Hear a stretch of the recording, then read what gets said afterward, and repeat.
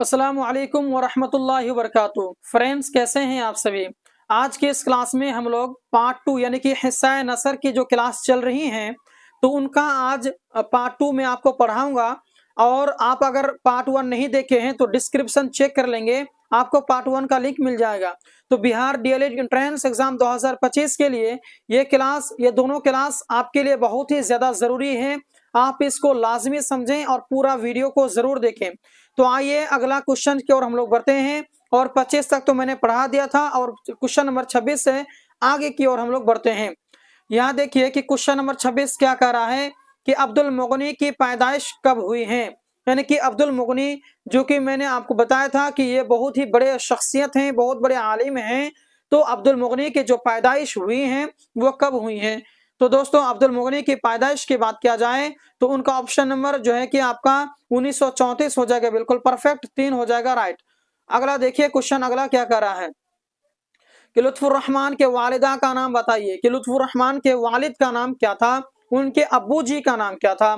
तो लुत्फुर रहमान के जो अब्बू जी हैं उनका नाम था अब्दुल गफूर। क्या नाम था? अब्दुल गफूर। ऑप्शन नंबर 3 बिल्कुल परफेक्ट।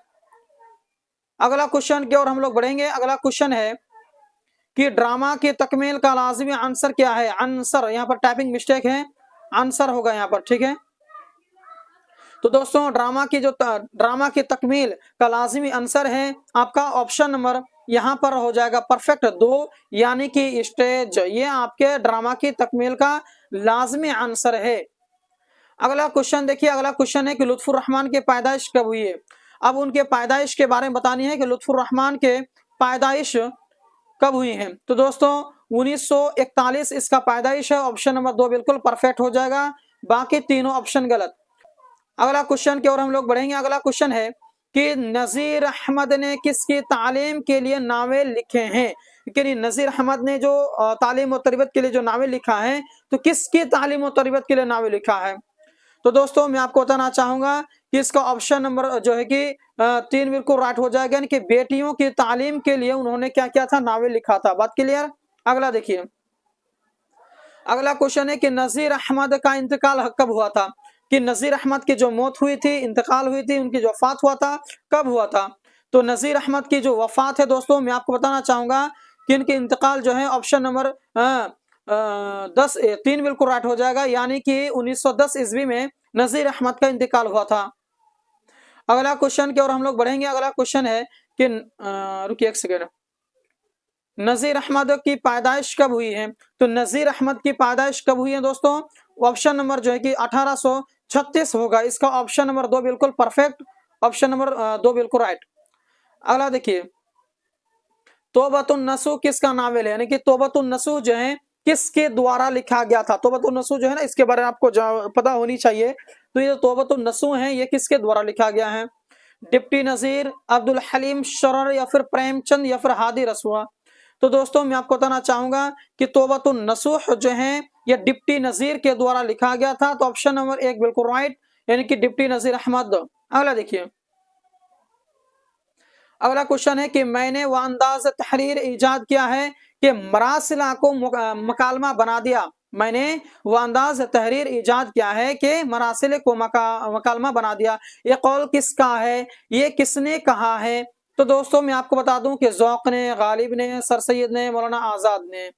तो दोस्तों, ये गालिब के द्वारा कहा गया, ठीक है। इसका ऑप्शन नंबर 2 बिल्कुल परफेक्ट हो जाएगा, ये गालिब के द्वारा कहा गया है। अगला देखिए। अगला क्वेश्चन में ही पूछ रहा है कि गालिब का जो इंतकाल है वो कब हुआ था। 4 ऑप्शन है ना आपके सामने, बताइए तो। चलिए बोलिए, आप ही का इंतजार कर रहा हूं मैं। 1869 ईस्वी होगा दोस्तों, ठीक है। ऑप्शन नंबर जो है कि 3 बिल्कुल राइट हो जाएगा, 1869 ईस्वी। अगला देखिए। अगला क्या कह रहा है कि शहबाज की पैदाइश किस शोबा में हुई। यानी कि शहबाज जो है उसकी जो पैदाइश हुई है तो किस स्टेट में हुआ था। बंगाल में, बिहार में, यूपी में, कश्मीर में, कहां पर उसका जो है किस शोबा में शहबाज की इंतकाल हुआ था। तो दोस्तों, मैं आपको बताना चाहूंगा कि शहबाज का जो इंतकाल है वो बिहार में हुआ था। इसका ऑप्शन नंबर 1 बिल्कुल परफेक्ट हो जाएगा। अगला क्वेश्चन है कि कह रहा है कि जेर निसाब खत में गालिब ने किसको मुखातिब किया है। कि जेर निसाब खत, यानी कि जेर निसाब खत में का मतलब होता है कि गालिब ने एक खत लिखा था तो आपकी किताब में होगा दरसा उर्दू में, तो उन्होंने खत में जो है किसको जो है कि मुखातिब करके लिखा था वो। तो दोस्तों आपको बताना चाहूंगा करामत हसैन हुसैन हमदानी होगा, करामत हुसैन हमदानी, ऑप्शन नंबर 1 बिल्कुल राइट हो जाएगा।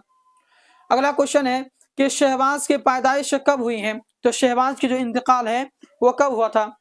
तो दोस्तों मैं आपको बताना चाहूंगा कि शहबाज की जो वफात हुई थी, सॉरी पैदाइश हुई थी, वो 1860 में हुई थी। ऑप्शन नंबर 2 बिल्कुल इसका परफेक्ट हो जाएगा।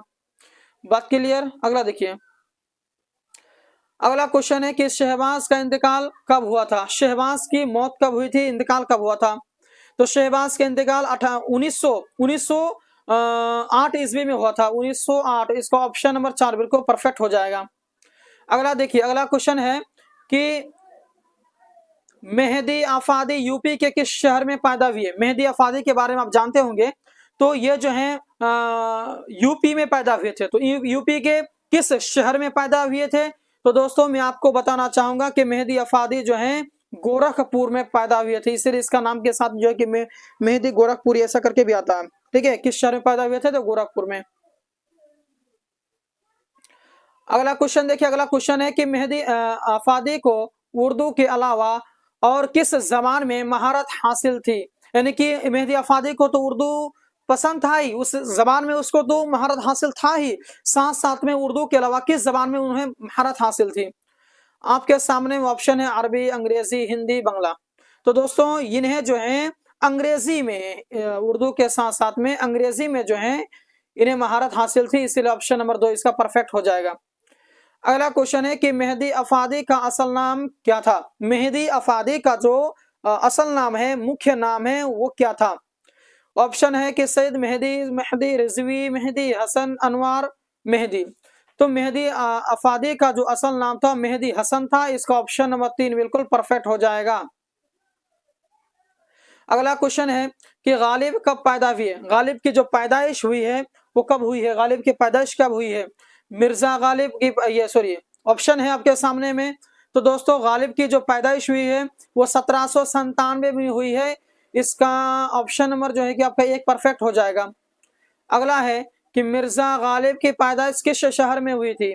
आपके जो कि दिल्ली में हुई थी, आगरा में, रामपुर में, लखनऊ में। तो मिर्जा गालिब की जो पैदाइश हुई है दोस्तों मैं आपको बताना चाहूंगा कि वो आगरा में हुई है, तो इसका ऑप्शन नंबर 2 परफेक्ट होता है।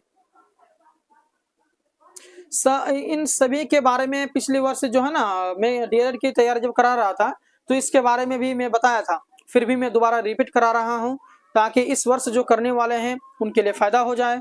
आइए देखिए, खुतूत गालिब के मजमुए का नाम लिखिए। यानी कि गालिब ने जो एक खत लिखा था ना, तो खुतूत तो गालिब के मजमुए का नाम लिखिए। तो उन मजमुए का नाम क्या था।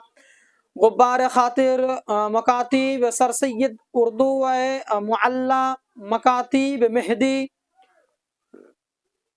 तो दोस्तों मैं आपको बताना चाहूंगा कि इसका ऑप्शन नंबर जो है कि आपका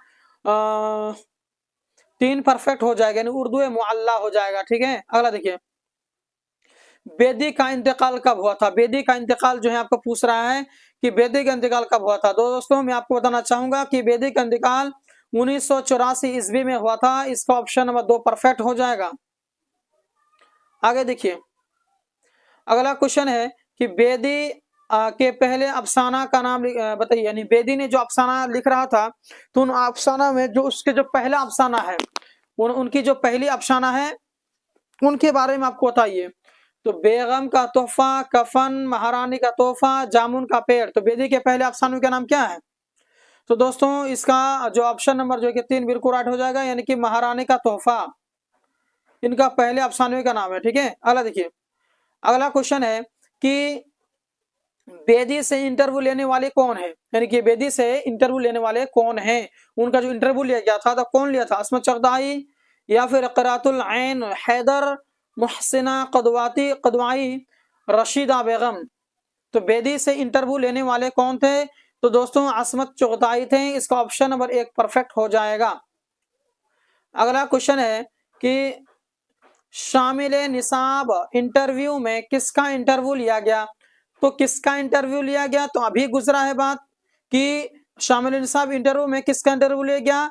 तो राजेंद्र सिंह बेदी का, राजेंद्र सिंह बेदी, इसका ऑप्शन नंबर 2 परफेक्ट हो जाएगा। ऊपर में गुजरा ना अभी। अगला देखिए, अगला है कि राजेंद्र सिंह बेदी किस शहर में पैदा हुए, किस शहर में उनकी पैदाइश हुई? कराची में, अमृतसर में, लाहौर में, चंडीगढ़ में। तो राजेंद्र सिंह बेदी जो है जिस शहर में पैदा हुए उस शहर का नाम है आपका लाहौर। इसका ऑप्शन नंबर 3 परफेक्ट हो जाएगा। तो दोस्तों जैसे कि मैंने कल भी आपसे वादा किया था और आज भी मैंने आपसे वादा किया शुरू में कि टोटल में हिस्सा नसर से 50 क्वेश्चंस कराऊंगा। तो वादे के मुताबिक 50 क्वेश्चंस कंप्लीट हो गए, हिस्सा नसर की बात खत्म। अब इंशाल्लाह अगले जो क्लास होगी वो हिस्सा नज़म से होगी और हिस्सा नज़म में जितने भी बड़े बड़े उलमाए किराम ने अपना योगदान रखा है उन सभी चीजों के बारे में आपसे बातें करेंगे, आपको बताई जाएगी। तो ये वीडियो कैसा लगा कमेंट कर देंगे। वीडियो अगर अच्छा लगा है तो चैनल को सब्सक्राइब, लाइक और शेयर जरूर करें। और उर्दू का नोट्स नहीं लिया है तो दिए गए नंबर पर आप लोग उर्दू का नोट्स ले लेंगे, ग्रुप में ज्वाइन हो जाएंगे। चलिए आइए मिलते हैं नेक्स्ट क्लास के साथ में, तब तक के लिए धन्यवाद।